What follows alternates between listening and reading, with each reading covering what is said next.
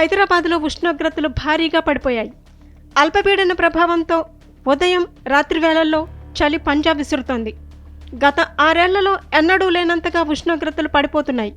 దీంతో ప్రజలు గజగజా వణికిపోతున్నారు. చలి తీవ్రత వల్ల రాత్రి 9 గంటల తర్వాత హైదరాబాద్ నగరంలో చాలా వరకు రోడ్లు నిర్మానుష్యంగా మారుతున్నాయి. ఉదయం 7 గంటల తర్వాత గానీ ప్రజలు ఇళ్ల నుంచి బయటకు రావడం లేదు. ముఖ్యంగా ఉత్తర తెలంగాణ జిల్లాల్లో 10 డిగ్రీల లోపు ఉష్ణోగ్రతలు నమోదయ్యాయి. ఉమ్మడి ఆదిలాబాద్ జిల్లా భీంపూర్లో అత్యల్పంగా 6.3 డిగ్రీల సెల్సియస్ నమోదైంది. మరోవైపు బంగాళాఖాతంలో అల్పపీడనం ప్రభావంతో చలిగాలులు విజృంభిస్తున్నాయి.